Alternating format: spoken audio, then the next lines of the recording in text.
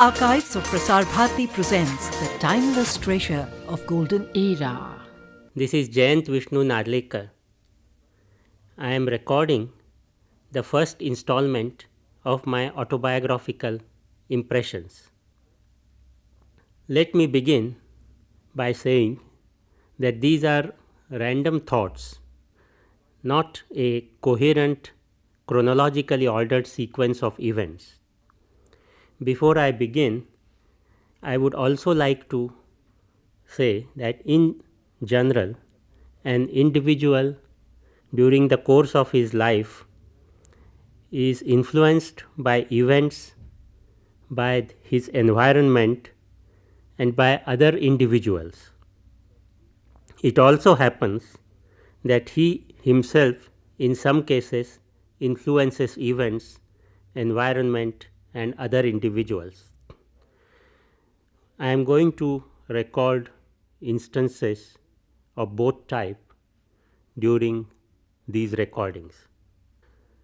There are three phases of my life as I see it up to now.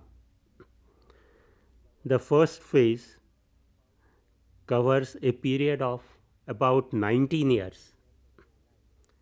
The first 19 years of my life, I was born in Kolhapur, Maharashtra, but my father, Professor V.V. Narlikar, was employed in Banaras Hindu University.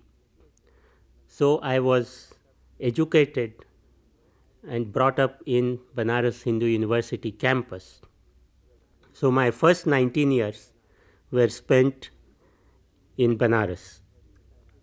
The next phase consists of a period of 15 years when I visited Cambridge, first as a student and then continued there as a staff member in the University of Cambridge. And the third phase begins in 1972 when I joined the Tata Institute of Fundamental Research, Colaba, Bombay, and it covers to date 15 years spent in that institute. So I will begin with the first phase, that is the first 19 years of my life.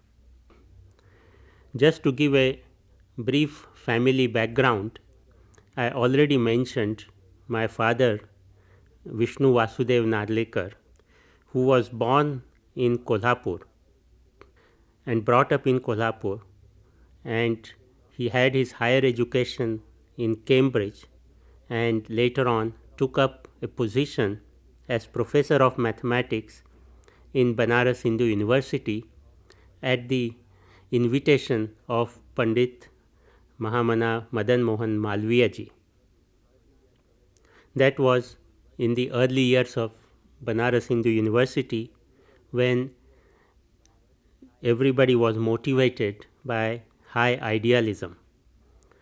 My mother, Sumati Vishnu Narlikar, was born in the Huzur Bazar Srikhande family in Kolhapur, and she came to Banaras after her marriage to my father, and she also influenced me considerably along with my father during my life. I will be talking about my parents' influence as I go along. The earliest memories of my childhood that I want to mention are the following. I recall during summer holidays, we used to leave Banaras, which was very hot in the months of April, May, and June. So we used to go towards the end of April, early May to Kolhapur, which was somewhat less hot, and spend time with people both belonging to my father and my mother because they happened to be in the same city. So I have very happy recollections of spending summer vacations in Kolhapur. First, every year, then the frequency grew a little less, once in 2 years, then once in 4 years, as we grew older. But what I recall of very early times is the long train travel from Banaras to Kolhapur, which meant first going to Bombay, then Bombay to Pune, and then Pune to Kolhapur. I was thrilled by the process of going in the train, even though it was quite hot. Nowadays, I do not like traveling, and I try to avoid it as far as possible. But in those days, traveling was a great source of excitement, and I am still excited by trains in general, and probably this dates back to those early times. I also remember in the early 40s looking through the issues of National Geographic magazine, which had ads of the Canadian Pacific Railway, and I used to dream about one day traveling on one of those trains. I have still that ambition, which has remained unfulfilled, because these days one tends to travel by plane, one is conscious of shortage of time, and even though trains are there, one tends to avoid them. But I hope a time will come when I will manage to have the pleasure of going in that particular train. Coming to my second impression of early times, I recall that my mother used to sing abhangs of Tukaram, usually when we went to bed in the evening or early in the morning. And these abhangas made great impression on me and also my brother. I have one younger brother who is 2 years younger than I am. His name is Anant. Both Anant and I were also introduced to the Bhagavad Gita at a very early age, and I find that reciting Sanskrit shlokas still gives me great pleasure. It is one of my modes of relaxation even today. Now, in those early days, we were offered incentives for trying to memorize shlokas from the Gita and various other shlokas also. The incentives consisted of being given 1 silver rupee for each shloka memorized. And in the early times, I remember when we were doing the first adhyaya of Gita, we went on pocketing these silver rupees, which we deposited with our mother for safekeeping. Some of those rupee coins are still with us. Gradually, of course, as we began to memorize the Gita more and more, the incentives were not necessary, and we were able to carry on simply for the pleasure of the work. I also recall, and I will describe this in the course of these recordings, reciting shlokas in front of some very distinguished people like Dr. Sarvapalli Radhakrishnan, Dr. C.D. Deshmukh, Sir C.P. Ramaswamy Iyer, and so on. All these people, I remember, enjoyed the Sanskrit language for its richness and could really appreciate these various shlokas either from Gita or Kalidasa or various other Sanskrit classics. In this connection, I would like to just mention that I very strongly deplore today the lack of enthusiasm for Sanskrit language. One day, one used to say that Maharashtra was famous for Sanskrit Pandits. There were Jagannath Shankar Shet scholars in Maharashtra who carried great prestige. All that is gone today. I do not see any real logic behind this, especially if we want to cultivate our own languages. We have to remember that these languages sprang from Sanskrit. We go on constructing technical vocabularies using Sanskrit words, yet we deny our students the pleasure of appreciating this language in all its richness. However, that is by the way. As I said, this is a random sequence of thoughts. So the ideas come and go, and I record them as they come. Talking of incentives, we were offered incentives in sports also. In Banaras, the university campus was huge. It had an area of 2 square miles. It still has beauty in it. If you visit the Banaras Hindu University campus, you find it's very well developed. In those days, there were not many houses, and such houses as there were for the professors were quite huge in comparison with the box like flats that we live in today. So we were fortunate in being brought up in a house which had a big garden with a number of trees, which had empty spaces where one could play cricket, football, or any other outdoor game.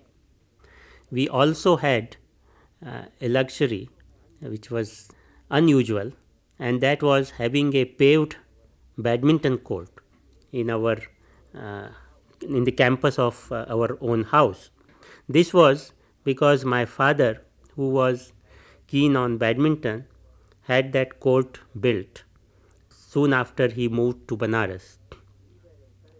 Now, we were encouraged right from the early days to play various games, and sports kits were brought for us. My father used to take us, my brother and I, to the sports shops in the town that was about 5 miles away from the university campus, and we would come back with badminton rackets, sometimes with cricket balls, bats, or hockey sticks, and we used to play in our own the grounds of our own house. We had a number of school friends who would join in the evening, and so we could play games where a number of boys could take part. So far as badminton is concerned, because it was an excellent court in the whole university campus, many good university players used to come and play on it. I also recall watching the game of T.N. Seth, who later became national champion. He used to play in Allahabad, but on occasions he visited Banaras, and whenever he visited Banaras, the local players persuaded him to come and play on our court. So that is one of the recollections I have. Other notable players like Devendra Mohan also came there. So we have a tradition, I would say, in Banaras, in our house, of watching some very good badminton players.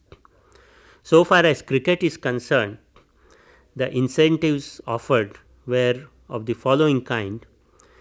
When we were encouraged to try the bowling, because everybody wanted to bat and nobody wanted to bowl, my father said that every time you knock off a leg stump or an off stump, you will get 1 rupee, and every time you knock off the middle stump, you will get 5 rupees. these amounts were very liberal. Even today they would be considered very liberal. In those days they were simply princely. And of course, that gave us incentives to start learning how to bowl. And uh, in that way, we began to get the pleasure of bowling also. Then, I would also like to mention the games of bridge and chess, to which also we were introduced in our early times. I do not claim today to have any proficiency in those games. So far as chess is concerned, I can only say I know the rules, but that's about all, because I do not have any particular expertise, but I can follow and enjoy a good game of chess if somebody else is playing it. However, I remember whenever we were in Banaras during summer vacations, if we did not go to Kolhapur, we had to spend the long summer days when it was just impossible to get out of the house because of the hot winds blowing outside. When we had to be confined to one or two rooms which were cooled by the uh, particular curtains, these khas curtains, and which had to be regularly sprinkled with water so that when the wind blows through them, the wind which comes inside is cooler. So, from those, of course, there were no air conditioners in those days. So, I remember at that time, to spend time, we used to play these games. In addition, my father used to bring various construction kits so that we could build various things, and I remember mechano sets were brought for us, which were gradually upgraded. First we had a number 2 set, then it was upgraded to number 4, and then additional kits were brought. Now I remember that apart from the things, the models which were shown in the mechano kit book, I used to like making other kits, other models from my own imagination. And some of these models were greatly appreciated not only by my parents but some of the neighbors who used to drop in. At that time, some of them used to say that when I grow up, I would probably become an engineer or somebody who is involved with uh, construction. However, as things turned out, at some stage I had to make a decision between my primary interest and these subsidiary ones. So, instead of becoming an engineer or something like that, I turned towards mathematics and theory. So, that brings me to the example of my other interest, the love of mathematics. I remember an episode when I was 7 years old in third standard of my school. At that time, the class teacher asked every one of us to get up and say what our respective fathers did for their profession. So, usually, since this was a school in the university campus, most of the uh, children in the class were uh, from the university community. So, when I got up and I said that my father was a professor, the teacher asked me, professor of what subject? And I did not know. Some of the other children who were smarter than I was, they of course knew what their father's respective subjects were. So, my teacher, in somewhat, I would say, trying to tease me, he said, how is it that you don't know what your father is a professor of? Don't you know that he is a professor of mathematics? Now, I remember that I was very pleased when I heard that my father was a professor of mathematics, because I felt that he was a professor in a field which I seem to like. So, it was, I give that instance to show that in no way did my father at that age try to influence my going for mathematics. It was something that I liked from the beginning. However, let me now proceed further to my high school days and college days in Banaras.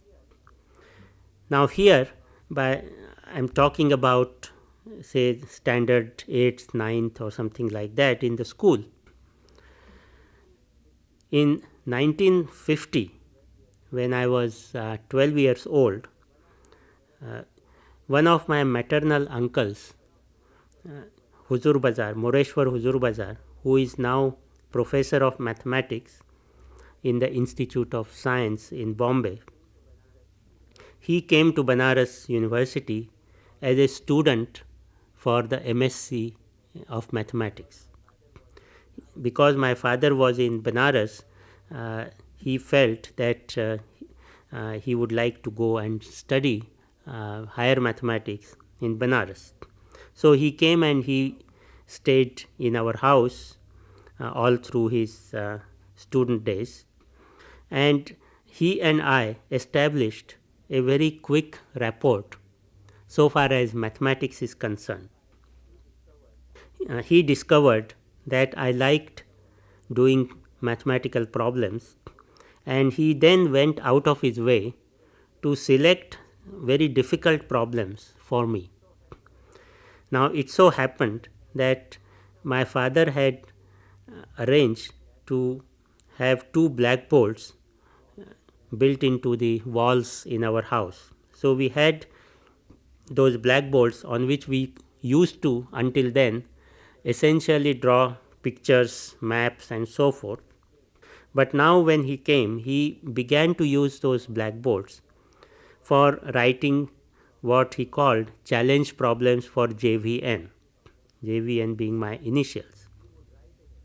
He would write a problem on a blackboard, and then I would have to solve that problem underneath, and the problem would remain there until either I solved it or until I admitted defeat and he provided the solution. So, it was always give and take. Sometimes I won, sometimes I lost, but in that process I began to do problems which were way beyond my usual syllabus for mathematics. I later on discovered that he was, even though I was in the standard 8 or 9, he was giving me problems which were at the intermediate level, that is 11th or 12th standard by today's reckoning. However, the fact that there was a certain logical way of solving problems, that fact was more important rather than the details of computation. Sometimes we find that mathematical problems tend to put people off because there are too many details of computation which are not really the bread and butter of mathematics. What one really needs to emphasize and highlight is the sequence of logical reasoning for which mathematics is so well known. So, it was such things that he emphasized. And my father, of course, when he saw that my love for mathematics was natural one, he did encourage it in a number of ways. He brought a number of books for me to read. Either he bought them or he brought them from the university library, which had a very good stock of them.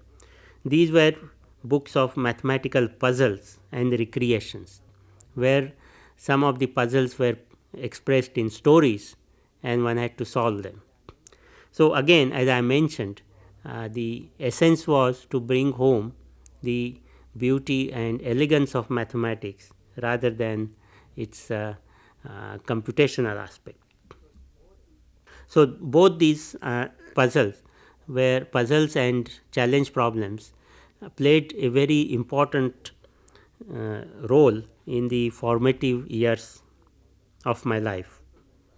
I also remember, since my father was in the academic community, university professors from other parts of India used to visit us, and they would start talking to me and give me their own problems to solve. And in this way, I got to know many of the university people from different parts of the country while sitting in Banaras. Let me now turn to another of my interests, which I mentioned earlier, namely Sanskrit classics.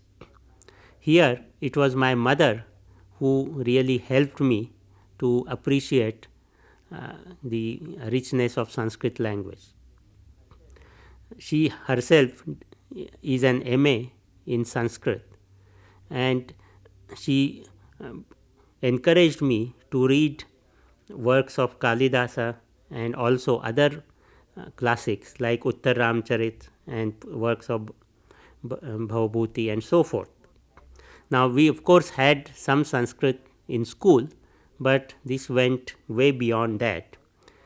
And I also was encouraged to appreciate the flexibility of Sanskrit language through various shlokas where multiple meanings could be ascribed to the same verse. Now, here my maternal uncle, whose name I mentioned earlier, he also played a leading role in introducing me to the intricacies of Sanskrit language. While on my maternal uncle, I should also mention another use he made of the blackboard, which on which he wrote mathematical puzzles. It so happened that as I said, that both of us were interested in mathematics, but we were also interested in cricket, and we like to listen to cricket commentaries of test matches, which could be heard in Banaras, even though from matches taking place, say in England or in Australia. Now, when a test match is taking place in England, the 4.5 hour difference between the times of the two countries makes it necessary to listen to the commentary late in the night. At least for a young boy, it was late in the night, and very often I would not sit out for the end of the day's play, and then I would request my uncle to write the score on the blackboard. Now, what he would do is that he would write two alternative scores, both of which were consistent with whatever information I had when I had withdrawn from the listening post at the radio. And it would be my problem to find out which was the correct score. Now, that was also sometimes easy, sometimes difficult, because cricket is a game of chance and a match could go either way. But I am mentioning this just to show that cricket continues to occupy center of interest even today in my life. I like to listen to or watch cricket on the television. My love for cricket continues to this day. I like to watch cricket on television, and if time permits, live also. Let me next turn to some other aspects of those days. In the summer holidays, as I mentioned, we had lot of free time and we did not know how to spend it, and my parents found that it would be worthwhile if we learned to pick up some art during those 2 months. So, in this way we were introduced to painting, sculpture and music lessons in the summer holidays. I do not claim that I have acquired any degree of proficiency in these arts. However, introduction to them and uh, actually doing something by oneself gives you a better appreciation of what the whole art is about, and maybe it improves one's appreciation of uh, excellent works of art that one sees, or when one listens to music, one is better able to appreciate it if one has had some lessons. I would also like to mention the teachers in my school. My school was a relatively small one, and the teachers, many of whom I still remember very well, took great care in teaching us. I remember one particular occasion when I had learnt a new proof of Pythagoras theorem, not the one which is given in the geometry textbooks, but a shorter one making use of the concept of similar triangles. I reproduced that proof in my school examination. The teacher gave me full marks for it. However, after the examination papers were distributed, the answer papers were distributed, he told me that it is fine for you to give this new proof. It is correct and it deserves full marks. But if you reproduce that proof in the annual examination, it may happen that the person who is checking that particular answer paper may find that this is some strange figure, not the familiar figure one comes across in the geometry textbooks, and without going through the proof, he may give you 0. I was somewhat shocked by this, because I was under the impression that in the examination the student gets full justice from his examiner. But it was worth having this precautionary remark from my teacher. As I will explain to you as I will explain in later uh, part of this recording, I did have a somewhat unpleasant experience in my matriculation examination. But to come back to my school teachers, when I was in high school, our regular maths teacher was absent, and uh, another teacher came temporarily. He was usually assigned to the primary section of the school. So, most of us students felt that he would not be able to teach us anything new. However, when he came, he set us a few problems in arithmetic and asked us to solve them. Now, by standard 8th or 9th, we were familiar with methods of algebra, and most of us thought that we could do those problems more easily by algebra, and we started solving them, and we soon discovered that by our algebraic techniques the problems were becoming very complex.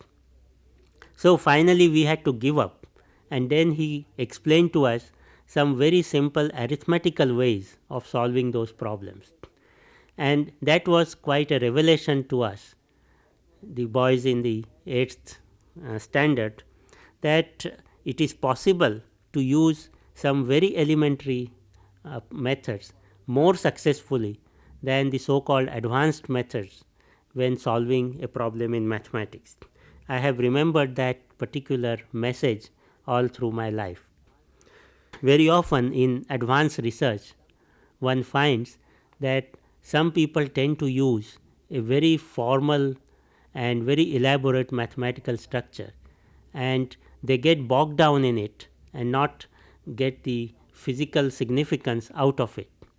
Whereas sometimes it pays to be little more simplistic in one's approach and emphasize the physical content rather than the mathematical formalism. Let me now come to some of the memorable events in my life. These are not necessarily all happy memories. Some of them are uh, memories of the other kind, as I will shortly explain. Now, in those days, motor cars were not very common, and taking a ride in a motor car in a city like Banaras was quite a luxury.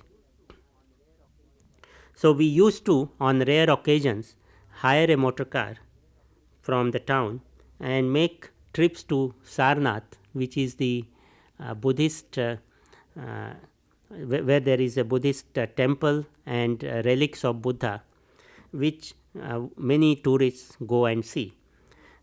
Sarnath is about 10 miles from the main campus of Banaras University. So, it was a nice picnic spot, and I have very happy memories of going to Sarnath in a hired motor car. We also used to go by motor car to the Mughal station, which is the main junction for through trains near Banaras. Now, our main purpose to go there was to go and look at the trains passing through, and also to have omelette and toast in the restaurant in the railway station. Now, those are simple pleasures by modern day standards, but they meant a lot to us in those days. Now, in this context, we once became more adventurous and decided to hire a car and go to a place called is a temple, and there is a falls waterfall also called Tandya Falls.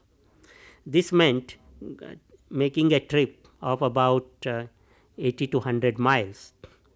Now, the roads were not very good on the way to Mirzapur and the surroundings, and the car which we had hired from our local dealer, the car broke down twice, and the tires also were punctured on 4 occasions. Now, this is quite an unusual experience. When the tire was punctured once, there was a spare tire. By the time we reached our destination, the driver got the punctured tire repaired. So, when the second puncture occurred, he could replace it with that punctured repaired tire. And so it went on until the fourth puncture.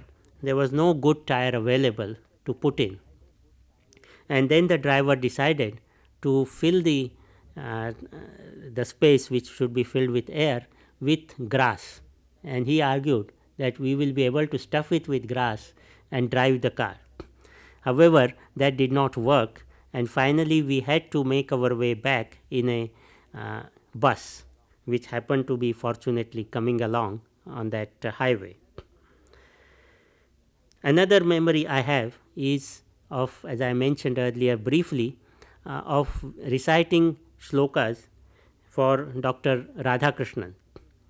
Dr. Radhakrishnan was visiting our house on that occasion, and a dinner had been arranged for him where several members of the university academic community were to be present.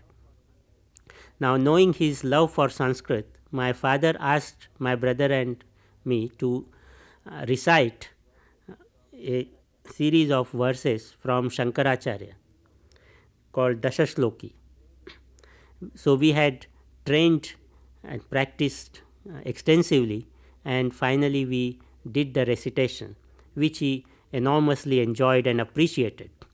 On subsequent occasions, there were 2 or 3 occasions when I had the chance to meet Dr. Radhakrishnan, and he recalled that recitation very fondly. Then we had a visit from, or we used to have several visits in fact, from the well-known musician Pandit Narayan Rao Vyas, who was a great friend of my father.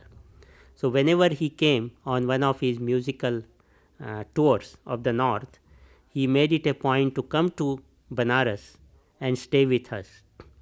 Now, as we grew older as we were in high school. One day when he visited us, on one occasion when he visited us, he noticed that we were, both of us, my brother and I, we were tending to become somewhat lazy. The fault, he, he pointed out, lay with my mother, who did everything for us. So, whenever there was something to be done, we would tend to rely on our mother to do it for us. Now, Pandit Narayan Rao Vyas gave us a long lecture on self reliance. He said that we should not expect our mother to be around all the time in our life, and we should learn to do our things ourselves. And he gave us illustrations of how one could go about it. He himself was, of course, brought up in that tradition of self reliance, and at that time we felt that we of course did not like that particular lecture, because obviously we were being told our shortcomings, and people don't normally like that. But in retrospect, we find that it was a good and timely advice. Part of it we took at that time, and part of it we cultivated slowly. But it is one of those occasions which I still remember. I still recall him sitting in front of us in the jhula in our house and telling us about Swavalamban, that is self reliance. Now, I want to recall the event concerning my school leaving examination.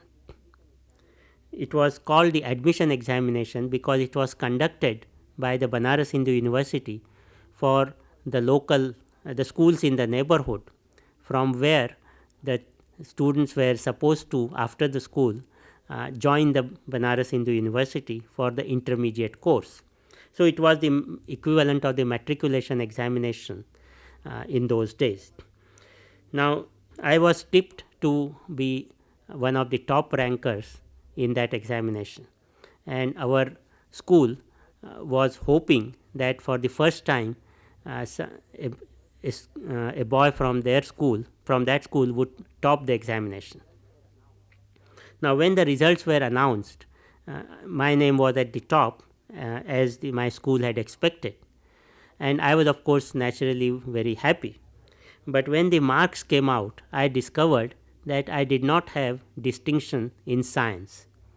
I was very surprised. I had distinction in Hindi, in mathematics, in Sanskrit, but not in science. So, I was very surprised because science was one of my favorite subjects, and I had done very well in the examination. So, I asked my headmaster, and he said that I could apply for retotaling of my question papers.